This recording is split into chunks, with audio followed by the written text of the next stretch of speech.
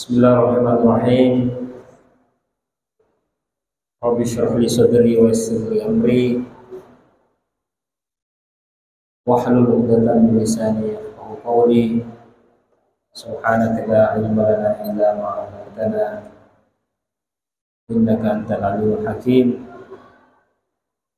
Wala hawla wala quwwata illa billahil aliyyil azim. Assalamualaikum warahmatullahi wabarakatuh. Alhamdulillah, wassalatu wassalamu ala sayyidina Rasulillah sayyidis sadat wa ala alihi wa ashabihi al-nujumin nairan, amma ba'd. Jamaah Masjid Darussalam yang senantiasa dirahmati Allah, yang pertama-tama tentu kita bersyukur mengucapkan alhamdulillahirabbil alamin. Allah senantiasa memberikan kita nikmat kesehatan, kesempatan, dan yang paling penting nikmat al-iman. Nikmat iman inilah yang membedakan kita dengan orang-orang yang tidak beragama. Kenikmatan orang yang beragama itu meyakini sesuatu yang mungkin secara akal, logika itu tidak masuk akal. Tapi dengan keimanan kita beribadah, kita meyakini adanya Allah, adanya Nabi dan Rasulnya, ada kitab suci yang diturunkan kepada Nabi, Rasul, ada malaikat, ada hari akhirat. Mengapa ini penting saya sampaikan di awal perjumpaan kita hari ini, jemaah sekalian? Insyaallah kita akan melanjutkan kajian tafsir kita, tapi di awal pertemuan ini saya ingin menyinggung sedikit mengenai peristiwa yang mungkin di antara jamaah sudah ada yang menonton atau membaca di media sosial, adanya perbuatan yang menyakiti umat Islam di seluruh dunia. Ada salah seorang politisi di Swedia yang secara terang-terangan membakar Al-Quran dengan alasan kebebasan berpendapat. Nah, inilah yang kemudian menimbulkan gejolak di berbagai macam negara. Yang paling ramai kita saksikan di Turki, demo besar-besaran, karena tentu umat Islam mana yang tidak merasa marah, sedih, sakit hatinya ketika kitab sucinya dihinakan, apalagi sampai dibakar. Karena seperti yang saya sampaikan tadi, disinilah perbedaan kita dengan orang-orang yang tidak beragama. Kita meyakini bahwa Al-Quran adalah firman Allah yang tentu kita harus muliakan, kita hormati, kita baca, bahkan kita kaji seperti yang kita lakukan saat ini. Ya, tentu ini menimbulkan gejolak di masyarakat. Kita sebagai umat Islam tentu wajar kalau kita merasa marah, sembari kita berharap Allah tidak menurunkan murkanya kepada yang bersangkutan. Ya, inilah akibat dari kebebasan yang kebablasan. Apalagi memang ini terjadi di tengah fenomena Islamofobia yang terjadi di negara-negara barat khususnya.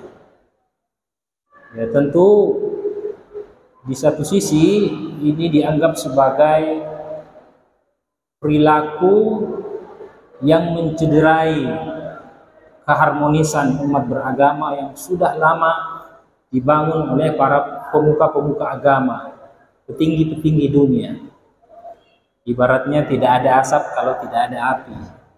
Nah, tentu ini kita sangat sayangkan. Semoga Allah tidak menurunkan murkanya dan kita tetap kepada keyakinan bahwa Alif Lam Mim Dzalikal kitabu la raiba fi hudal lil muttaqin. Bahwa Al-Qur'an, kitab yang selalu kita baca, yang kita kaji hari ini adalah kitab yang sama sekali tidak ada keraguan di dalamnya. Tidak boleh lagi dipertanyakan. Karena memang ini menjadi pertanyaan besar bagi orang-orang barat. Karena dianggap Al-Quran itu sebagai buatannya Nabi Muhammad sallallahu alaihi wasallam. Sehingga seperti yang saya sudah singgung di pertemuan sebelumnya, Islam juga diistilahkan di barat sebagai agama Muhammadinism, agama Muhammad. Sehingga inilah yang terkadang menimbulkan gejolak.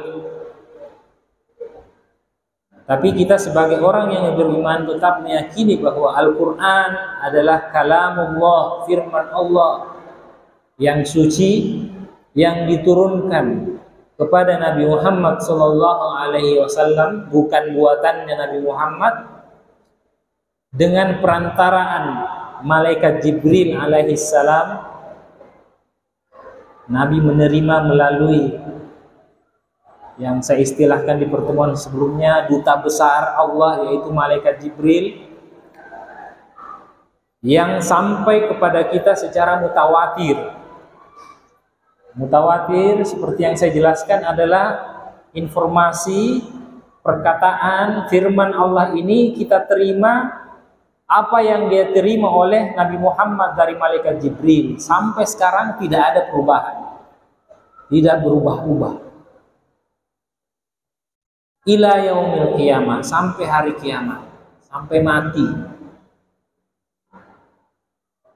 Dan Al-Quran ini tentu bagi kita beribadah ketika kita membacanya, apalagi kalau kita amalkan ajaran-ajarannya. Nah, dalam rangka itulah kita mengikuti kajian tafsir Al-Quran pada siang hari ini. Nah, itu yang pertama. Kemudian kita akan kembali melanjutkan apa yang sudah kita mulai di pertemuan sebelumnya. Kita sudah membahas tentang definisi Al-Quran. Karena ini tafsir Al-Quran, maka yang menjadi objek kajian adalah Al-Quran. Al-Quran itu apa? Al-Quran itu sudah kita jelaskan definisinya. Nah, sekarang bagaimana sejarahnya Al-Quran itu turun kepada Nabi Muhammad sampai kepada kita? Salah satu ayat yang menjelaskan secara implisit mengenai turunnya Al-Quran adalah surah Al-Qadar. Allah berfirman, A'udzubillahi minasyaitonirrajim, Bismillahirrahmanirrahim. Inna anzalnahu fi lailatul qadar. Sesungguhnya kami, kata Allah, menurunkan Al-Quran pada malam Lailatul Qadar, pada bulan suci Ramadan. Inna anzalnahu, kami menurunkannya. Siapa kami yang dimaksud di sini? Ya tentu seperti yang saya jelaskan sebelumnya, Allah menurunkan Al-Quran melalui perantara malaikat Jibril kepada Nabi Muhammad SAW. Nah, yang menarik jamaah sekalian, anzalnahu di sini ada ulama yang tidak memahami makna turun seperti orang yang turun dari lantai 2 ke lantai bawah. Seperti orang yang turun dari atas ke bawah. Jangan sampai kita berpikir seperti itu. Karena Al-Quran adalah kalamullah, firman, sifatnya Allah. Sifatnya Allah itu tidak membutuhkan tempat. Nah, sehingga salah satu ulama ada yang memahami inna anzalnahu, sesungguhnya kami menampakkannya, bukan menurunkannya tapi menampakkannya, dalam artian menampakkan sesuatu yang sudah dikenal sebelumnya.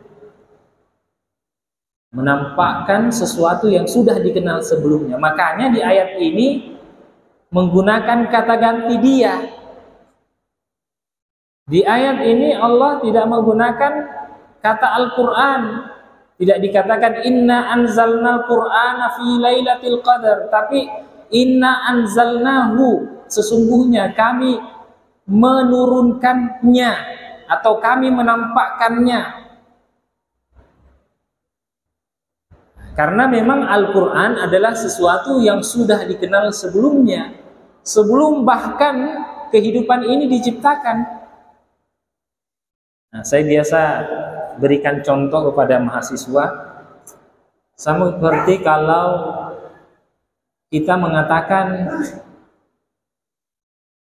dia sudah datang. Dia yang saya maksud di sini misalnya Muhammad. Saya tidak mengatakan Muhammad sudah datang, tapi saya menggunakan kata dia sudah datang. Kenapa? Karena dia ini sudah dikenal sama orang-orang. Kecuali kalau yang datang ini belum kita kenal, biasanya maka disebutkan namanya siapa yang datang ini. Tapi karena dia sudah dikenal, tidak perlu saya sebutkan namanya, saya sebutkan saja kata gantinya. Dia sudah datang. Orang sudah tahu dia yang dimaksud di sini siapa. Tidak perlu disebutkan namanya secara langsung. Nah, seperti itu juga di ayat ini. Allah menurunkannya. Allah tidak menyebutkan Al-Quran, menyebut kata gantinya karena memang Al-Quran ini sudah dikenal bahkan sebelum kita diciptakan, bahkan sebelum kehidupan ini tercipta. Nah, makanya Al-Quran itu dalam sejarahnya secara teologis yang banyak kita baca dalam kajian-kajian ulumul Quran, Al-Quran itu ada 3 fase turunnya. Pertama, Al-Quran turun dari Allah min indillah ke lauhim mahfuz. Lauhim mahfuz, sebagaimana di dalam Al-Quran, bal huwa Qur'anun majidun fi lauhim mahfuz. Al-Quran itu ada di lauh mahfuz. Di mana itu lauh mahfuz? Tidak diketahui, unknown kalau bahasa anak muda. Wallahu a'lam. Tidak ada yang tahu lauh mahfuz itu di mana. Tidak ada hadis atau riwayat yang menjelaskan di mana posisinya itu lauh mahfuz. Pokoknya dalam Al-Quran itu ada di lauh mahfuz, turun dari Allah ke lauh mahfuz. Itu baru fase pertama. Setelah itu di lauh mahfuz Al-Quran turun ke Baitul Izzah. Baitul Izzah itu di mana? Nah, ini ada informasinya.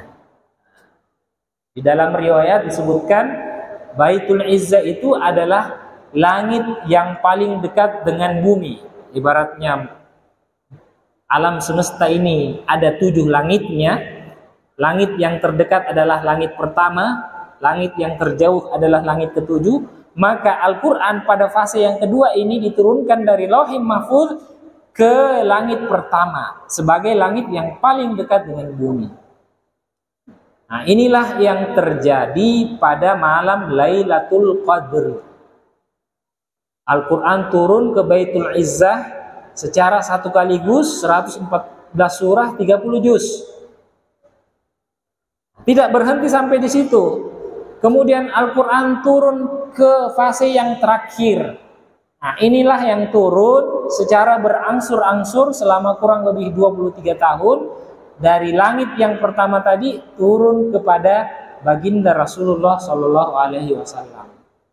Sesuai dengan kondisi masyarakat yang terjadi, peristiwa-peristiwa yang terjadi pada saat turunnya Al-Quran. Misalnya ketika Nabi Muhammad SAW sedang diejek oleh orang-orang kafir Quraisy, orang-orang musyrik Makkah, diejek, kamu itu orang gila. Kenapa diejek orang gila Nabi Muhammad? Karena ketika Al-Quran turun kepada Nabi Muhammad, Rasulullah itu menggigil, sehingga dikiranya Nabi Muhammad itu seperti orang kerasukan setan. Diejek seperti itu, Rasulullah sebagai manusia biasa tentu merasa sedih. Nah, turunlah Al-Quran surah Ad-Duha yang menghibur hati Rasulullah yang bersedih. Wad-duha wal-laili idza saja ma wadda'aka rabbuka wa ma qala. Wahai Muhammad, kamu tidak usah bersedih. Tuhanmu itu tidak membencimu dan juga tidak meninggalkanmu. Meskipun kamu diejek oleh orang-orang kafir Quraisy, meskipun dia menghinakan Al-Quran, kamu tidak usah bersedih. Tuhan akan menetapkan kekuasaannya. Nah, jadi inilah 3 fase turunnya Al-Quran yang nanti kita akan lanjut lagi pembahasannya di pertemuan berikutnya karena waktu sudah 15 menit. Saya cukupkan dulu di pertemuan hari ini. Mudah-mudahan ada manfaatnya.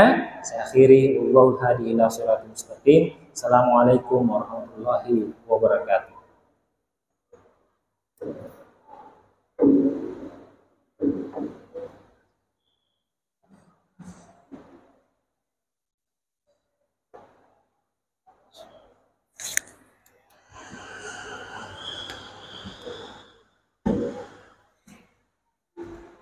اللهم صل على محمد اللهم صل عليه وسلم اللهم صل على محمد اللهم صل عليه وسلم اللهم صل على محمد اللهم صل عليه وسلم اللهم صل على محمد رسول الله يا رب صل عليه وسلم حبيب الله.